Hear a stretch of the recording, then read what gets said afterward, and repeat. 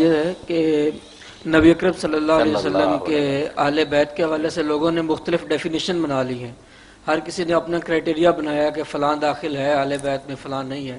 صحیح ڈیفینیشن اور صحیح کرائٹیریا کیا ہے کہ اہل بیت میں کون کون داخل ہے؟ آج کی محفل میں بہت اچھی اچھی باتیں، آپ لوگ پڑھے لکھے ہیں ماشاءاللہ، بالکل اچھی بات. اصل میں ایک لفظ نا مختلف واقع پر مختلف معنوں میں استعمال ہوتا. اب زیادتی ہے کہ ایک کو لے کر نہ دوسرے کو آدمی پھر برا دیتے ہیں. اب جہاں حضور نے فرمایا کہ صدقہ زکوٰۃ ان صدقۃ لا تحل لمحمد ولا لآل محمد، یہ محمد اور محمد کی آل کے لیے حلال نہیں. اب شیعہ بھی مانتے ہیں کہ پورا خاندان بنی ہاشم اس میں داخل. یہ تو نہیں کہ صرف یہ چار امام جو ہیں ان کو پر نہیں، باقی سیدوں کے لیے حلال. اس حدیث میں سب مانتے ہیں کہ آل محمد سے مراد حضور کا پورا خاندان بنی ہاشم، جتنے آپ کے قیادی کی اولاد، کسی کے لیے زکوٰۃ حلال. پوچھ لی کسی شیعہ عالم سے سنی کہ اس حدیث میں کیا مراد؟ یہاں آل محمد کا دائرہ بڑا ہے. یہ کون ہے؟ آل ولادت، جن میں حضور پیدا ہوئے. یہ اہل بیت ولادت کے ہیں، کس خاندان سے آپ پیدا ہوئے. ایک ہے اہل بیت سکنا، کہ جہاں آپ کی رہائش ہے جن مکانوں، وہاں کون رہ رہی؟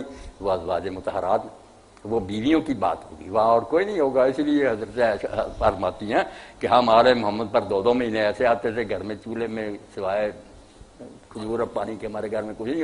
یہاں آل محمد سے حضور کی گھر کی بیوی ہیں. یہ بیت سکنا ہے. اور ایک بیت پھر آ گیا نسب، کہ آپ کے خاندان سے جو پیدا ہوا ہے وہ باقی بچیوں کی اولاد ہوئی نہیں ہے، فوت ہو گئے. اب دنیا میں نشان صرف حضور کی بچی حضرت فاطمہ اور ان کے بیٹے حسن حسین کا. جو ولادت کا ہے نا بیت، پیدائش جو آپ پھر چلیے، وہ حضرت ام کلثوم کا کوئی نہیں ہوا. حضرت رقیہ کا ایک بچہ ہوا، چھوٹی عمر میں فوت ہو گیا. اسی طرح علی جو تھے حضرت زینب کے، وہ بھی فوت ہو گئے.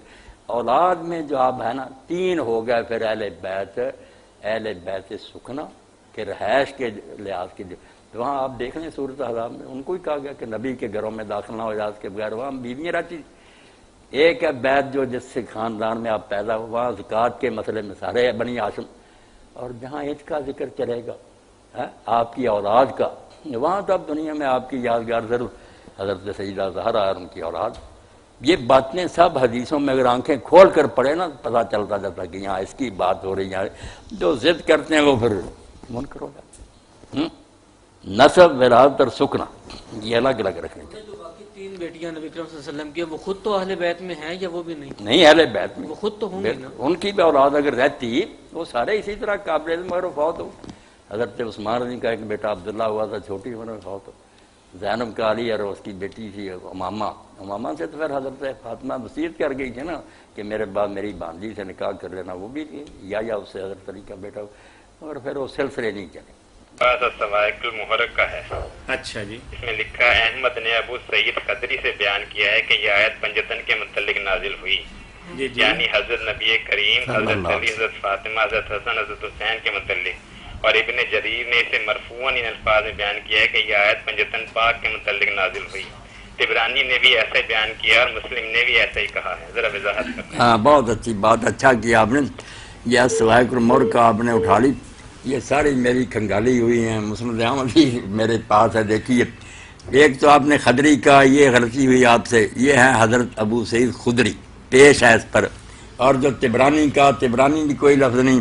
تاریخ طبری بھی لوگ کہہ دیتے ہیں، تفسیر طبری بڑے بڑے پروفیسر دیکھیں غلط کہتے ہیں. تبری، توئے پر زبر، بے پر زبر، تبری پڑھنا چاہیے. اور یہ بھی تبرانی، صحیح لفظ تو یہ. باقی یہ روایتیں جو ہے نا میرے بھائی سب کھنگالی ہوئی ہیں. آپ اگر کسی وقت تشریف لائے ہیں، یہ جو ہے نا پروگرام یہ بحث و جدال کا نہیں کہ ہم بحثیں کریں. وہاں آپ کو دکھا دیں گے کہ یہ اس کے بیان کرنے والے ہیں، یہ ناقابل اعتماد ہیں. ابن جریر لکھے، مسند احمد لکھے، ترمذی لکھے، کسی سے یہ لکھنے سے نہیں صحیح ہو جاتی. وہ اپنا ذمہ بری کر کے ساتھ ہی بھائی لکھتے ہیں کہ میں نے فلاں سے سنا، اس نے فلاں سے سنا. 5-7 آدمیوں کے نام ہے حضرت ابو سعید خدری تک. وہ دیکھ رہے ہیں کہ ہیں سچے، معتبر ہیں، کتابیں بنی ہوئی، کھنگالے گئے ہیں. پھر آپ کی تسلی ہو جائے گی کہ یہ ناقابل اعتماد راوی ہے. باقی اہل بیت کے بارے میں وضاحت کر دوں. اہل بیت 3 قسم کے ہیں، وہ سارے ہمارے لیے قابل احترام ہیں.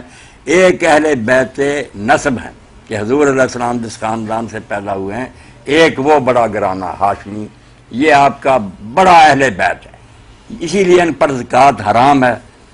جب کہتے ہیں آل محمد پر زکوٰۃ حرام ہے تو شیعہ اور سنی وہ صرف پیغمبر پاک کو کہتا، وہ سارے ہاشمیوں کو کہتا، کوئی ہاشمی نہیں جیسے ہے ان صدقۃ لا تحل لمحمد ولا آل محمد، تو کبھی آل محمد علیہ البیت جو ہیں وہ آپ کا نسب ہے، خاندان، کبھی بیت ولادت ہے کہ جو آپ کی بیٹیاں ہیں ان کی اولادیں، دوسروں کی تو اولاد نہیں رہی، سیدہ فاطمہ رضی اللہ عنہا کی اولاد زندہ ہے، بسم اللہ، یہ اہل بیت ولادت ہے، حضور کی اولاد ہے۔ ایک اہل بیت سکنا کہ جس گھر میں آپ رہتے تھے وہاں جو آپ کی بیویاں رہتی تھیں وہ اہل بیت سکنا، رہائشی کے لحاظ سے قرآن میں ان کا ذکر ہے، حدیث پاک میں یہ اہل بیت دوسرے دونوں ہیں ان کا ذکر ہے، ہم سب کو مانتے ہیں، ہمارے سر کے تاج ہیں، مگر قرآن کی آیت پر آپ بس یہ تو ابن جریر اپنے اٹھائی نا سوائے کے مور کا، اگر ترجمہ ابن کثیر کا اٹھا لیتے تفسیر وہاں تو 20-30 رہتے ہیں، ایک نہیں 20-30 ہیں، یہ ساری پڑھی ہوئی ہیں، وہاں سب بتایا گیا کہ ان میں سے کوئی صحیح نہیں، کوئی ان کی سمجھیں درست نہیں ہیں۔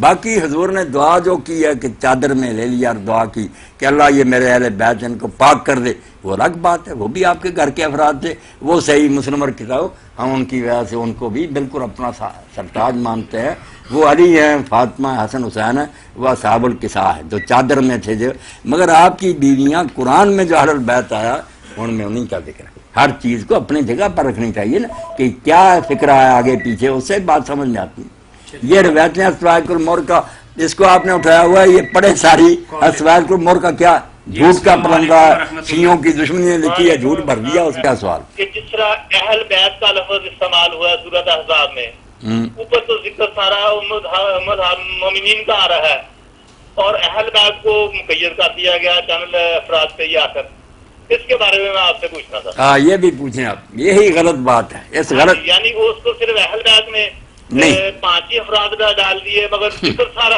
مومنین کا۔ اب روکے نا، جب سوال کر دیا تو میں اس کی جڑ تک پہنچ جاتا ہوں کہ سوال کیا، میری عمر گزری ہے، ہر شے کو میں سمجھتا ہوں۔ میں ذرا اسکرین پہ سننا، فون کو بند کر دیتا ہوں۔ نہیں بالکل، یہ جو ہے نا اس کو کہتے ہیں ایک غلط بات پر دوسری غلط بات کی بنیاد رکھنا، وہاں بھی اہل البیت سے صرف حضور کی بیویاں مراد ہیں، قرآن کے ساتھ مذاق نہیں کرنا چاہیے۔ یا نثار نبی شروع ہوا ہے، 2 رکوع چلے آ رہا ہے، آگے بھی بات ان کی جا رہی ہے کہ بیویوں اپنے گھروں میں ٹھہری رہو، وہاں حضرت علی، فاطمہ، حسن حسین کا کیوں ذکر آ جانا تھا؟ بے ڈنگی بات نہیں کرنی چاہیے۔ یہ اہل البیت میں ہے تو وہ دوسری حدیثیں اللہ کے رسول علیہ السلام نے فرمایا، یہ جو کہتے ہیں نا کہ آپ نے چادر میں لیا تھا اور حضرت ام سلمہ داخل ہونے لگی تو آپ نے آنے نہیں دیا، یہ نہیں کوئی صحیح مضمون۔ اللہ کے رسول علیہ السلام نے ان کو چادر میں لیا، وہ قصہ الگ ہے، ان کے لیے بھی دعا کی کہ اللہ ان کو پاک کر دے، ہم ان کو بھی پاک مانتے۔ آیت جو ہے نا اس کا تعلق میرے بھائی آپ آگے پیچھے سے پڑھے، خود مان رہا ہے کہ ازواج مطہرات کا ذکر ہے، وہاں ان کا قصہ ہم بیان کرنا شروع کر دیں کہ یہ آیت حضرت علی فاطمہ کی طرف چلے گی، لوگ کہیں گے یہ تو پاگل کا کلام ہوا کہ بات کوئی چل رہی چل کسی طرف کو چلا گیا، اور نہ وہاں کوئی اشارہ ہی ہے کہ کہہ دیا گیا ہو کہ اب بیویوں کی بات سٹاپ کر رہی، نہ ظلم نہ قرآن کے ساتھ کرے۔ وہاں اہل البیت جو ہیں وہ حضور کی بیویاں، اور یہ بھی بات آپ بھی سن لیں دوسرے سنی شیعہ کہ یہ آیت کوئی تعریف کے لیے نہیں آئی، یہ بالکل مقام مدح میں نہیں ہے کہ اہل بیت کی کوئی شان بیان کی، بلکہ بوجھ ہے، اللہ نے ان کی ذمہ داری بیان کی ہے۔ جب پردے کے حکم پیچھے بیان ہوئے، گھروں میں بند رہو، دوسروں سے بات کرنا پردے کے پیچھے سے کرو، تو محسوس ہوا کہ حضور کی بیویوں کو قید کیا جا رہا، وہاں اللہ یہ فلسفہ بیان کرتا ہے جیسے سورۃ مائدہ میں میرے بھائی جب یہ حکم ہوا نا غسل کرو، وضو کرو، تیمم، وہاں بھی یہی لفظ ہے، سارے مسلمان یرید اللہ لیطہرکم، اللہ چاہتا ہے کہ تم کو پاک کرے، جو ان کے لیے نا بیویوں کے لیے یا آپ کے خیال میں اہل بیت کے لیے، وہاں بھی وہی بات ہے۔ وضو بعد کوئی سمجھے نا کہ سردیوں گرمیوں میں تنگ کر مارا وضو پر وضو، تو کہا نہیں اللہ اس طریقے سے تمہیں پاک صاف رکھنا چاہتا ہے۔ یہاں بھی پردے کے احکام کیا فلسفہ بیان ہوا، کوئی شان نہیں کہ اہل بیت اللہ کے رسول کے گھر والیوں سمجھنا نا کہ ہمیں بند کر دیا کہ گھروں میں بند رہو پردے سے، وہاں کہا انما یرید اللہ لیذھب عنکم الرجس اہل البیت، اے حضور کی گھر والیو اللہ اس طرح سے چاہتا ہے کہ تم پر کوئی الزام نہ لگے، الزام تم دنوں میں حضرت عائشہ پر لگایا تھا لوگوں نے، کہا سکینڈل نہ بنے، اس لیے یہ کوئی شان نہیں، کوئی مدح نہیں، سنی بھی کھیلتے پھرتے بیویوں کی شان، وہ شان نہیں، حکم جو بیان ہوا تھا اس کا فلسفہ بیان ہوا کہ یہ پردے کے حکم جو ہے نا ان کی غرض یہ ہے کہ کوئی الزام نہ لگے، کوئی قصہ کہانی نہ جھوٹی پیدا ہے، اللہ تمہیں پاک صاف رکھنا چاہتا ہے، جیسے وضو کا آیت اسی طرح کی ہے، وہاں بھی ہے کہ اللہ یہ ارادہ کرتا ہے کہ مسلمانوں تمہیں پاک رکھے. ہم سب کو کوئی معصوم بنا دیا، کوئی پاک بنا دیا؟ نہ بنانے کی بات ہے، وہ بنیں گی بیویاں پاک، ٹھیک ہے، اگر پردے کے احکام کی پابندی نہ کریں. ساتھ ہی آتا ہے کہ تم میں سے جس نے نافرمانی کی اس کو میں دگنا عذاب دوں گا، اور جو تم میں سے نیکی کریں گے ان کو دور. یہ تو ذمہ داری بیان ہو رہی ہے کہ ان حکموں کی پابندی کرو گی، پاک صاف رہو گی، انعام ملے گا. ورنہ من یات منکن بفاحشۃ، اگر پاک ہی کر دینا تھا، نہیں پاک کر نہیں دینا. اللہ چاہتا ہے کہ تم پاک صاف رہو، جیسے وہ وضو کے احکام کی بات. تو بات صرف حضور کی بیویوں کی ہے، بعد میں حکم یہ سب تک چلا جاتا کہ جو بھی پردے کے حکم ان سے کوئی گھبرائے نہ، یہ عصمت کی حفاظت کے لیے کہ بدنامی نہ ہو، عزت آبرو محفوظ رہے. اس کی ہر حکمت بیان ہوئی. سورہ مائدہ کی آیت یہ یاد رکھیں کہ اللہ وہاں بھی ارادہ ہے اللہ کا ہے، سب مسلمانوں کے لیے ہے کہ اللہ تمہیں پاک رکھنا چاہتا ہے. اب وضو اور غسل سے پاک رکھنے کے معصوم ہو جائیں گے، مسلمانوں سے کوئی غلطی نہ ہوئی. قرآن پاک کے غلط معنی نہیں لینے چاہیے. جو کہتے ہیں حضور نے نہیں داخل ہوا دینا تھا ام سلمہ کو، بالکل ضعیف روایتیں ہیں، کوئی ان کی حقیقت نہیں ہے. بیویاں تو اہل بیت میں ہیں ہی، آیت تو نہیں کے لیے اتری ہے. دوسرے گھر والے اگر شامل ہو گئے ہیں، وہ بھی آپ کا کنبہ تھا، آپ نے کہا تم بھی میرا خاندان ہو، بچو، بالکل بسم اللہ بسم اللہ، ہم ان کو بھی اہل بیت مانتے ہیں، مگر آیت میں نہیں. آیت میں بالکل حضور کی بیویوں کا تذکرہ. یہ قرآن مجید کا ربط جو ہے نا، سلسلہ کلام، اس کو توڑنا نہیں چاہیے کہ بات کوئی آ رہی ہے دوسری طرف کو لے دیں. یہ جو میں بار بار پڑھتا ہوں نا کہ اللہ کہتا ہے مومنوں کے لیے تمہیں بھی پاک کرنا، میں آیت کا حوالہ دے دوں. یہ آیت نمبر 6 ہے سورہ مائدہ. کہ حضرت عمر نے جو یہ بات کی تھی کہ حضرت بی بی فاطمہ زہرا کا گھر جلانے والی، اس میں کس حد تک صداقت ہے جی؟ صداقت کوئی نہیں ہے اس میں کوئی صداقت نہیں، بالکل افسانہ. اور دوسری بات جناب یہ ہے کہ حضرت ابوبکر صدیق سے یہ جو روایت ہے کہ نبی کی وراثت نہیں ہوتی، اس کے اور کتنے راوی ہیں؟ ان کے بے شمار راوی ہیں. بے یہ شمار. اسی قصہ میں آپ پڑھیں نا، جی آگے جا کر جب حضرت عمر رضی اللہ عنہ کا زمانہ تھا، پھر یہ معاملہ اٹھایا نا حضرت عباس نے اور حضرت علی رضی اللہ عنہ نے، تو انہوں نے پھر پوری مجلس تھی، سعد بن ابی وقاص، طلحہ، زبیر، سب بیٹھے تھے. حضرت عمر رضی نے ان دونوں کو بھی قسم دی، ان کو بھی قسم دی کہ تم جانتے نہیں ہو کہ اللہ کے رسول نے کہا تھا کہ ہمارا کوئی وارث نہیں جو ہم چھوڑیں صدقہ. تو علی اور عباس رضی اللہ عنہ نے بھی اعتراف کیا کہ بالکل فرمایا. ان سب نے بھی گواہی دی کہ رسول اللہ نے فرمایا تھا. یہ حدیث جو ہے اس میں بالکل سب کا ذکر آتا ہے کہ یہ سارے بیٹھے تھے. پہلے ہی حضرت عمر کے پاس آئے، دونوں بعد میں گئے تو معاملہ اپنا پیش کیا، تو انہوں نے کہا تم دونوں نہیں جانتے، اور یہ بھی سارے نہیں جانتے. تو سارے لوگ جانتے تھے. اس بارے میں میرے جو خطبات ہیں نا، وہ اگر آپ کو ملے تو حاصل کریں. معاملہ اور تھا، نہ وراثت کی بات ہے، نہ سنی سمجھے نہ شیعہ سمجھے، یہ جھگڑا ہی اور بنا لیا، وہ قصہ ہے. اور حضرت فاطمہ بھی سچی تھیں، ابو بکر بھی سچے.